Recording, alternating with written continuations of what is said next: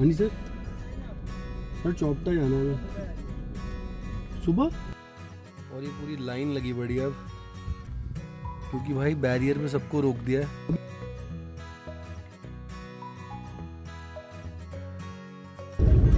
Hello guys and welcome back to the channel and I hope that you guys are doing absolutely fine. तो भाई caption पढ़ लिया होगा आपने, title पढ़ लिया होगा वीडियो का कि दिल्ली टू चौपटा जा रहे हैं बाय रोड। तो इस टाइम तो दिल्ली के अंदर लॉकडाउन भी लगा हुआ है, ऑलमोस्ट 10 से तो टाइम ऊपर ही हो चुका कि मैं बीच के दिल्ली से काफ़ी दूर आ चुका हूँ। तो 10 बजे से पहले हमने कोशिश करी थी कि दिल्ली क्रॉस कर लें। 9:45 के आसपास हमने घर से निकल चुके थे, 10 बजे के करीब दिल्ली क्रॉस कर लेते, क्योंकि दिल्ली में लॉकडाउन है, कोई रोक ले कुछ प्रॉब्लम हो जाए तो हम उसमें कुछ फंसना नहीं चाहते थे। और यूपी उत्तराखंड यहाँ पे तो अभी लॉकडाउन अनाउंस नहीं हुआ है मोस्ट प्रॉब्ली।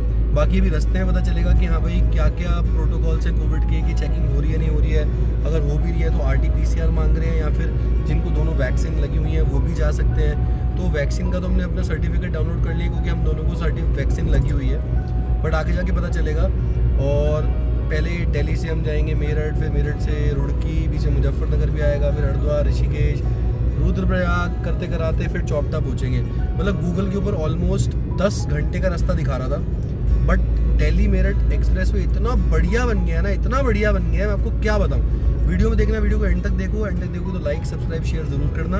और चलो शुरू करते हैं दिल्ली से लेकर चौपटा तक का सफ़र मेरे साथ। चल रहा है ये दिल्ली मेरठ एक्सप्रेस वे है, पूरा का पूरा एक्सप्रेस वे बहुत ही अच्छा बना हुआ है। आप हरिद्वार अप्रॉक्स 3 घंटे के अंदर आराम से पहुंच सकते हो। कभी भी आप चौपटा साइड या उत्तराखंड, कहीं भी उत्तराखंड में जाते हो दिल्ली से, तो दिल्ली मेरठ एक्सप्रेस वे से ही जाओ, क्योंकि बहुत साफ़ है, आपका काफ़ी ज़्यादा टाइम बच जाएगा और आपको पता भी नहीं लगेगा कि आप हरिद्वार कब पहुंच गए या ऋषिकेश आप कब पहुंच गए। बिल्कुल साफ रोड है, कोई दिक्कत वाली बात नहीं है। भाई कभी आपने टेढ़ा टेम्पू देखा? टेढ़ा, ये देखो सामने ये जो टेम्पू ट्रैवलर जा रहा है, इसके टायर कहीं और जा रहे हैं और टेम्पू ट्रैवलर कहीं और जा रहा है। और तब भी मेरी गाड़ी इस वक्त चल रही है 90 पे और ये कम से कम 120 पे जा रहा है। ये देखो बिल्कुल पास से देख के आपको थोड़ा सा पता लगेगा कि मतलब टेम्पू ट्रैवलर के टायर्स जो है वो राइट में है और उसकी बॉडी लेफ्ट में जा रही है। तो भाई यहाँ पे टॉल रोड हो गई है एंड, और अब यहाँ से देखते हैं कि टॉल रोड एंड होने के बाद रोड कैसी हो जाती है। मतलब कि अभी भी साइड में कंस्ट्रक्शन चल रही है, आने वाले टाइम में ये भी ऐसी हो जाएगी। बट अभी तक हम मतलब रोड की ऑलमोस्ट 50 किलोमीटर्स रह गया। तो अच्छा, टॉल रोड एक जगह पे एंड हुई है, और अगर आप ये बोर्ड देखोगे ना, टॉल रोड एंड और एकदम टॉल रोड स्टार्ट। तरक्की देख लो, तरक्की मतलब 5 सेकंड के अंदर टॉल रोड खत्म हुई है, तो 5 सेकंड के अंदर टॉल रोड स्टार्ट भी हो गई है। इसे कहते हैं तरक्की। तो अभी ये 3rd टॉल आया है और ये टॉल भी शायद हमको देना पड़ेगा। और मेरे कैलकुलेशन के हिसाब से हरिद्वार तक शायद 3 ही टॉल है, जो फर्स्ट फ्री है, सेकंड और थर्ड आपको देना पड़ेगा। लाइटनिंग देख लो भाई, कहीं से कहीं तक कहीं कमी नहीं छोड़ी। स्ट्रीट लाइट नहीं है तो क्या हुआ, रोड पे डीजे लगा दिया हमने। मज़ा तब आता जब इस पूरी रोड पे ये डीजे वाली लाइट्स चल रही होती, मज़ा आ जाता फिर तो ट्रिप का। तो बस हम रुड़की पहुंच गए हैं, बस मुश्किल से 5 से 10 किलोमीटर रह गया होगा, है ना, 10 किलोमीटर रह गया रुड़की। और रोड बहुत सही है, और मुझे लग रहा है कि मतलब ऋषिकेश तक हम ऑलमोस्ट और 1 घंटे में पहुंच जाएंगे। और ऊपर से मेरे को किसी ने बताया था कि जब आप ऋषिकेश पहुंच जाते हो तो उत्तराखंड में आप शायद सुबह 4 या 5 बजे से पहले आप एंटर नहीं कर सकते हो, क्योंकि वहाँ बैरियर्स लग जाते हैं, क्योंकि पूरा हिली एरिया है, तो आपको आगे नहीं जाने देते हैं जब तक आपके पास कोई मतलब कि आपके पास जाने का कोई पास होता होगा मेरे ख्याल से, या फिर आप आगे रहते हो और आपके पास एड्रेस प्रूफ होगा उसको मैं वहाँ रहता हूँ, मैं जा सकता हूँ। बाकी मुझे पूरा नहीं पता, अभी पता लगेगा कि आगे जाने देते हैं कि नहीं देते हैं। और अगर आगे जाने देंगे तो बहुत बढ़िया, और अगर नहीं जाने देंगे तो मैं आपको बताऊँगा कि आप कैसे जा सकते हो, या फिर अगर कोई तरीका नहीं है जाने का तो वहाँ वेट करना पड़ेगा 4 बजे तक। तो ये 4था टोल प्लाज़ा आया हरिद्वार पहुँचने से पहले। मतलब हरिद्वार ऑलमोस्ट यहाँ से 15-20 किलोमीटर्स रह गए, और ये भी एक फ्री टोल प्लाज़ा है शायद, क्योंकि पीछे तो फ्री टोल प्लाज़ा लिखा हुआ था, बट सामने मुझे लग रहा है कि फ्री नहीं है, इसमें पैसे देने पड़ेंगे। कोई नहीं, हाईवे इतना अच्छा बना तो पैसे देते हो डर भी नहीं लगा और दर्द भी नहीं हो रहा।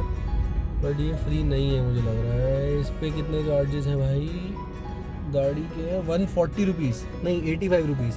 तो ये हरिद्वार से पहले मेरे ख्याल से लास्ट ही होगा, क्योंकि यहाँ से हरिद्वार अब 15-20 किलोमीटर रह गया। 120 थे, 85 थे, 85 रुपीज़ का चार्ज है इसका। तो 4 टोल प्लाजा हो गए, फर्स्ट फ्री है, उसके बाद तीनों चार्जेबल है। तो भाई फाइनली हरिद्वार पहुँच गए हैं और गंगा मैया के पहले दर्शन हो गए हैं। बोलो गंगे मैया की जय। तो ऑलमोस्ट हमें 3 घंटे लगे हैं पहुँचने में, मतलब ऑलमोस्ट ही बोलूँगा 2 घंटे 40 मिनट या 45 मिनट्स में हम हरिद्वार पहुँच गए हैं। अब यहाँ से ऋषिकेश जाएंगे और मतलब रोड्स बहुत सही बन गई हैं यार, बहुत सही।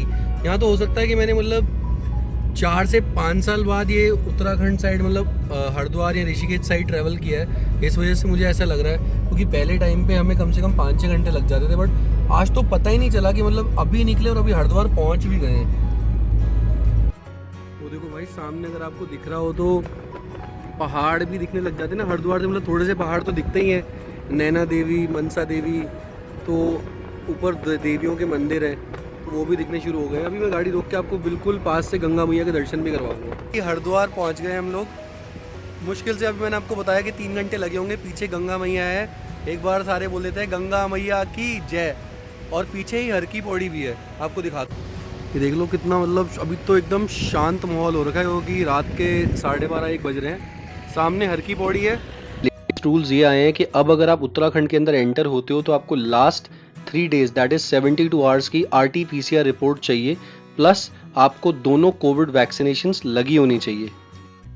अब चलते हैं फटाफट आगे ऋषिकेश चलते हैं, क्योंकि ठंड हो रही है बहुत ज़्यादा यहाँ पे।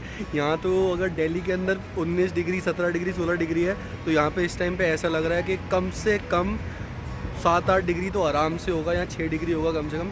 तो निकलते हैं फटाफट। ऋषिकेश पहुँचने वाले हैं, कैंपिंग के बोर्ड्स भी शुरू हो गए हैं। अभी तक तो कोई बैरियर वगैरह नहीं दिखा, एक बैरियर था पीछे बट उन्होंने स्टॉप नहीं किया। बट यहाँ से प्रॉब्लम क्या है, यहाँ से सारी सिंगल रोड है। अब यहाँ से चौपटा ऑलमोस्ट 150 किलोमीटर रह गया, ऑलमोस्ट 150 किलोमीटर होगा।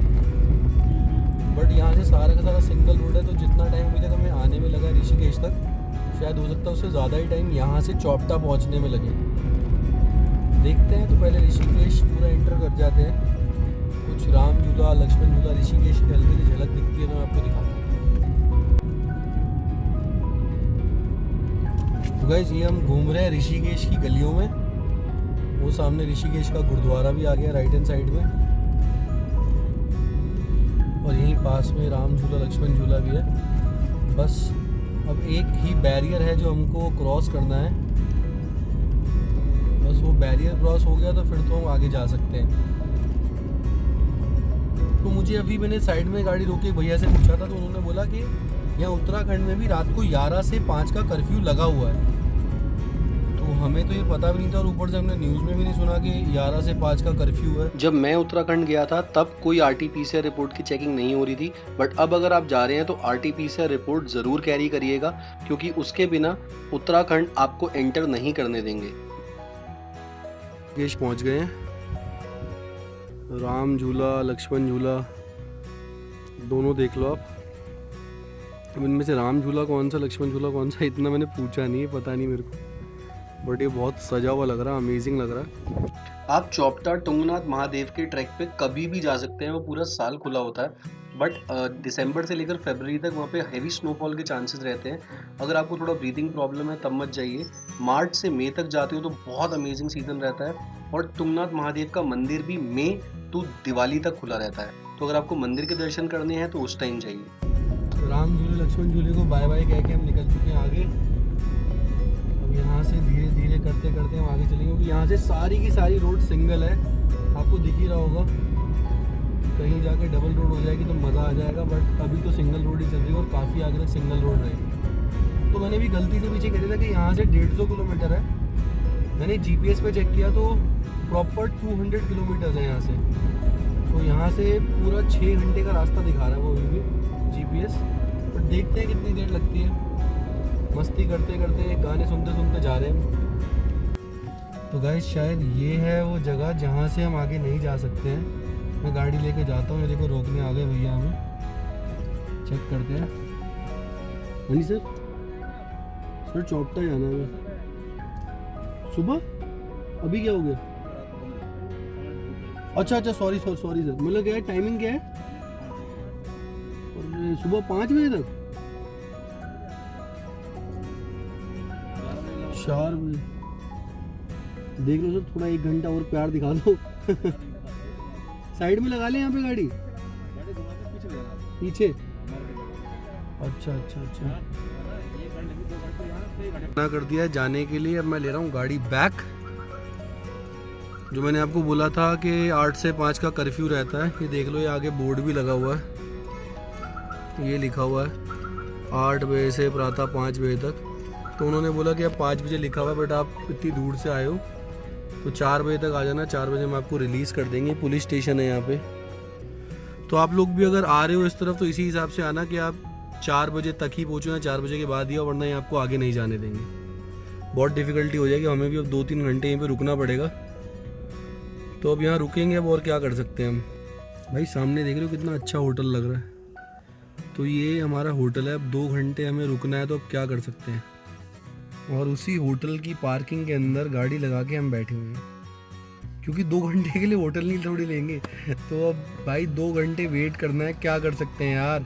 जाने नहीं दे रहे, बहुत ज़्यादा वो बोला उन्हें कि मतलब रिक्वेस्ट करी कि जाने दो अंकल प्लीज़, ड्राइविंग कर लेंगे, कोविड सर्टिफिकेट भी है, आगे होटल की बुकिंग्स भी करवा रखी हैं। बट उन्होंने क्लियरली मना कर दिया। उन्होंने बोला कि 5 बजे तक है, हम आपको लास्ट 4 बजे छोड़ देंगे, मगर उससे पहले बिल्कुल नहीं छोड़ेंगे। तो अगर आप भी आ रहे हो तो यहाँ पे इस तरीके से आना कि आप ऋषिकेश 4 बजे तक पहुँचो, क्योंकि ऋषिकेश से 1-2 किलोमीटर आगे ही ये बॉर्डर पड़ता है जहाँ पे बैरियर्स लगे होते हैं। इसके आगे वो जाने ही नहीं देंगे आपको, कुछ भी हो जाए।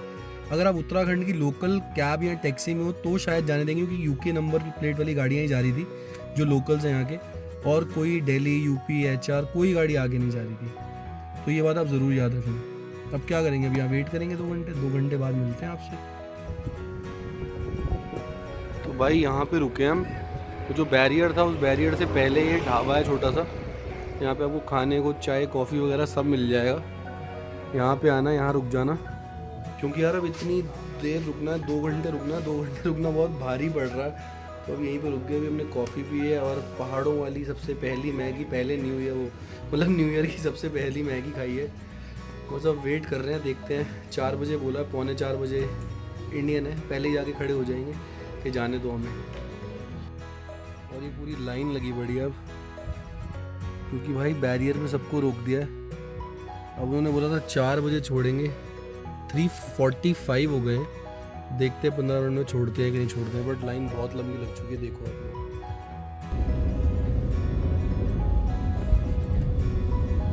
और ये आ गया है बैरियर, और ये फाइनली हमने बैरियर कर लिया क्रॉस। जय हो भोले बाबा की। तो गाइस आपने देख तो लिया ही होगा कि भाई जब भी इधर आ रहे हो ना उत्तराखंड की तरफ, कोशिश करो कि घर से आप इस टाइम पे निकल रहे हो कि इस बैरियर के पास आप 4 बजे तक ही पहुंच रहे हो। क्योंकि अगर आप 2 बजे तक, 3 बजे तक, 1 बजे तक अगर आप आते हो तो ये आपको आगे नहीं जाने देंगे। आपको 4 बजे तक वेट ही करना पड़ेगा, तभी ये आपको इससे आगे जाने देंगे। आजकल वैसे भी उत्तराखंड के अंदर भी ये लॉकडाउन लगा हुआ है, रात को शायद 11 बजे से लेकर सुबह 5 बजे तक। तो उस टाइम भी कर्फ्यू तो है ही, बट ये आपको वैली के अंदर एंटर नहीं करने देंगे 4 बजे से पहले। तो अपना ट्रैवल उसी तरीके से प्लान करके आओ। और ये देखो, इसको देखो कितनी आग लग रही है। ये शायद रात को 12 बजे से खड़ा हुआ है, बट कोई नहीं, इसको रैश ड्राइविंग करने दो, हम नहीं करेंगे।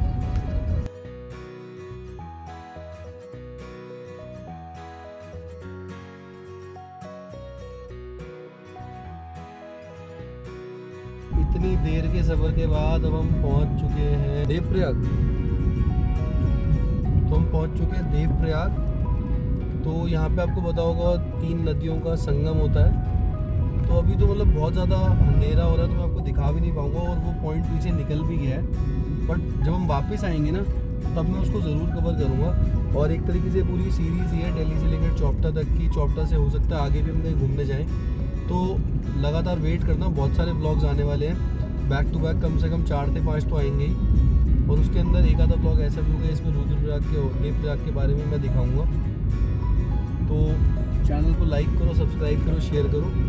बस मैं वेट कर रहा हूँ कि फटाफट सुबह हो जाए और मैं एक बार आपको पहाड़ दिखा दूँ। कम से कम पिछले 2 घंटे से हम पहाड़ों पे चल रहे हैं, बट अभी तक सुबह हुई नहीं है। मतलब 1 घंटे से पहाड़ में चल रहे हैं, मगर अभी तक सुबह हुई नहीं है। तो जब सुबह होगी तभी आपको दिखेगा। राइस का जो टाइम है 7:15 है, और अभी कितने बज रहे हैं? 5:30। अभी बज रहे हैं 5:30। और यहाँ से श्रीनगर रह गया है 36 किलोमीटर्स। श्रीनगर पहुँच गए हम, और श्रीनगर क्रॉस कर रहे हैं हम। बस अब श्रीनगर क्रॉस करके सीधा वहीं रुकेंगे जहाँ पे हमारी असली मंजिल है, वरना अगर बीच में थोड़ा सा स्टॉप लेना पड़ा तो ले लेंगे। वरना रास्ता बिल्कुल साफ़ है यार, रास्ते में बिल्कुल कमी नहीं है।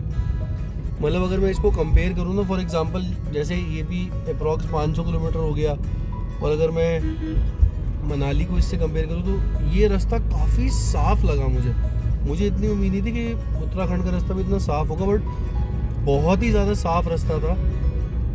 अगर रास्ते में पुलिस हमको नहीं रोकती, 2-2.5 घंटे के लिए हमें स्टॉपेज नहीं मिलता, तो अभी तक हम काफ़ी आगे पहुंच चुके होते। मगर रास्ता बहुत क्लीन है। ये श्रीनगर है, 2 श्रीनगर है, एक तो कश्मीर वाला श्रीनगर है, एक दूसरा श्रीनगर पड़ता है। और जब हम हेमकुंड साहब जाते हैं, यात्रा हेमकुंड साहब की शुरू होती है गुरुद्वारे की, तब भी यहाँ पे एक स्टॉपेज होता है। अब एक दिन यहाँ रुकते हो, यहाँ पे एक बहुत मशहूर गुरुद्वारा है जो हेमकुंड साहब के स्टॉपेज में आता है, तो लोग यहाँ भी आते हैं, मत्था टेकते हैं, रेस्ट करते हैं, फिर जाते हैं। तो रुद्रप्रयाग से अप्रॉक्स 10 किलोमीटर पहले ये थोड़ा सा ऑफ रोड आता है। थोड़ा सा तो नहीं कहूँगा, बट है 3-4 किलोमीटर का है, और काफ़ी मतलब ख़राब है, बट ठीक है। इतनी देर तक अच्छा रास्ता था, थोड़ा 3-4 किलोमीटर का ऑफ रोड भी फ़र्क नहीं पड़ता। और इसी के साथ गुड मॉर्निंग है सबको। सुबह होने वाली है और आप देख रहे हो कि हम पहाड़ों में चल रहे हैं। चल तो हम बहुत देर से रहे हैं, बट आपको पहला नज़ारा दिखाया पहाड़ों का। अभी कहीं पे अच्छा सा व्यू देख के गाड़ी रोकता हूँ और आपको नज़ारे दिखाता हूँ, क्योंकि अभी बस हम फटाफट पहुँचना चाहते हैं जहाँ हमारी मंजिल है, कि फटाफट पहुँच जाए।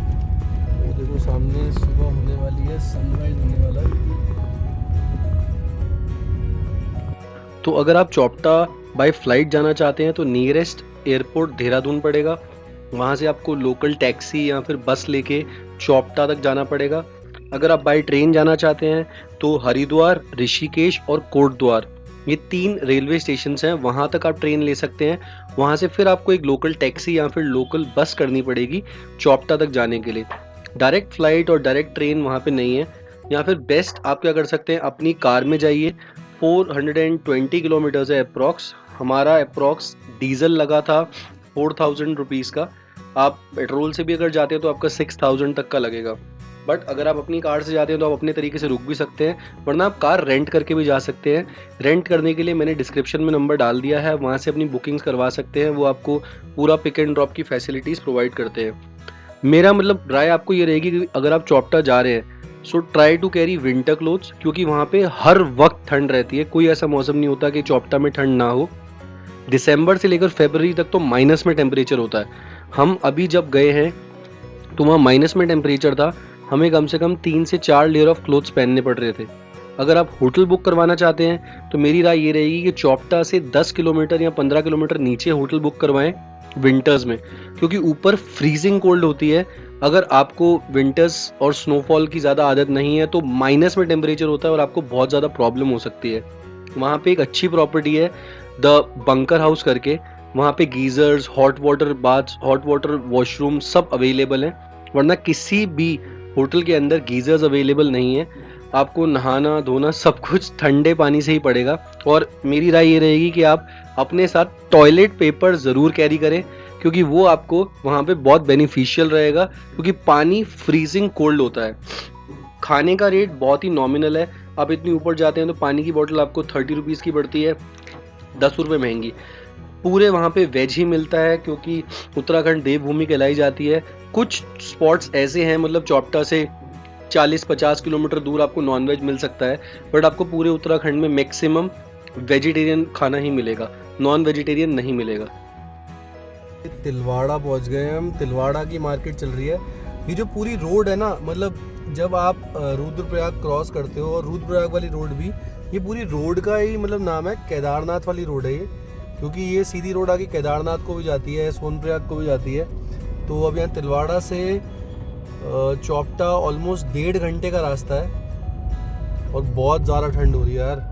ये तिलवाड़ा की मार्केट है, बहुत कुछ खाने पीने को यहाँ पे रुकना चाहो, हॉल्ट करना चाहो, ब्रेकफास्ट करना चाहो, लंच करना चाहो, कर सकते हो आराम से। और यहाँ से अगर आप ऊपर देखोगे तो टेहरी लेफ्ट में कट रहा है, और केदारनाथ भी लेफ्ट में, और अगस्त्यमुनि भी लेफ्ट में। हो सकता है आगे से रोड ही लेफ्ट में जा रही हो, बट हमको जाना है सीधा।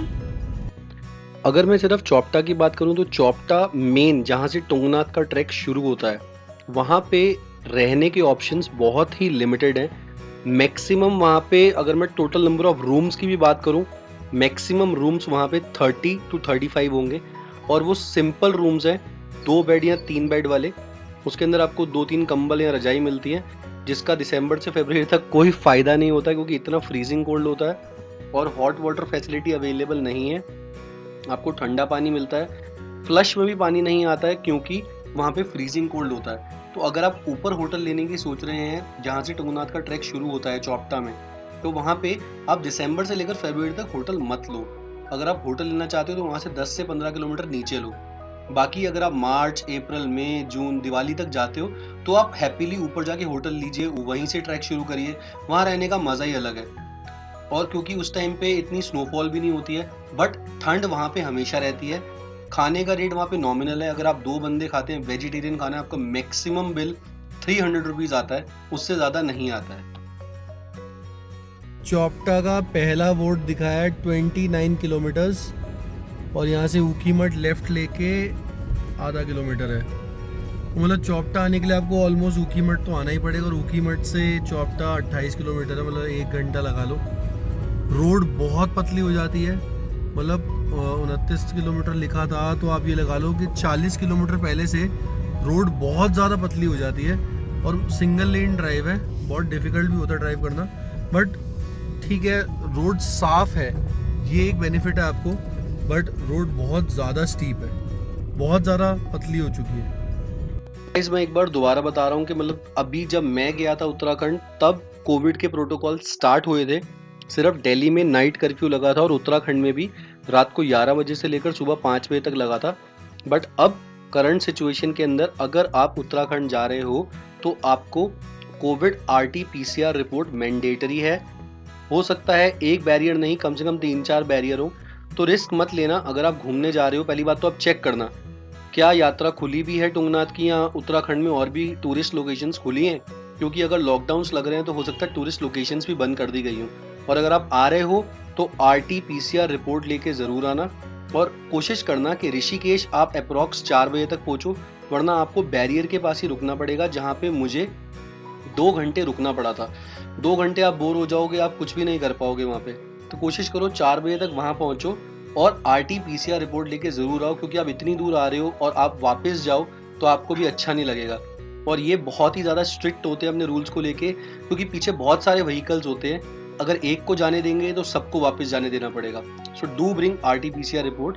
और ये है चौपटा आपके सामने, ये हम पहुँच गए, और लेफ्ट में तुंगनाथ ट्रैक की स्टार्टिंग है। तो भाई फाइनली पहुँच चुके हैं हम चौपटा। अब होटल ढूंढ रहे हैं। होटल क्या है, छोटे छोटे होटल्स हैं यहाँ पे। और यहाँ पे प्रॉब्लम क्या है कि मतलब गीज़र तो अवेलेबल नहीं होता है, ऊपर से एकदम ठंडा पानी होता है, तो टिश्यू पेपर वगैरह भैया लेके आना अपने साथ में। एकदम ठंडा पानी है, बहुत डिफ़िकल्टी हो सकती है। बाकी उन्होंने बोला है एक होटल वाले ने कि 80 रुपये की 1 बाल्टी मिलेगी आपको गर्म पानी की। तो देखते हैं अभी 1500 रुपये का एक ने रूम बोला था, और एक ने 1000 रुपये बोला है। अब दोनों रूम्स एक बार दोबारा देखने जा रहे हैं, और फिर एक बुक कर देंगे। होटल भी आपको दिखाऊंगा। इस व्लॉग को यहीं पे एंड करते हैं। अगर अच्छा लगा हो तो लाइक, सब्सक्राइब, शेयर ज़रूर करना। और अभी आगे सीरीज़ में बहुत सारा कुछ आने वाला है। तुंगनाथ का भी जो ट्रैक भी आएगा, चंद्रशिला भी आएगा उसमें, और अगर कहीं आगे भी जाते हैं तो उसके भी ट्रैक्स आएंगे। So till then take care, bye bye, जब तक और व्लॉग्स नहीं आते हैं। और चैनल को लाइक सब्सक्राइब शेयर ज़रूर करना। मिलते हैं ऐसी किसी बढ़िया सी वीडियो में। Till then take care, bye bye.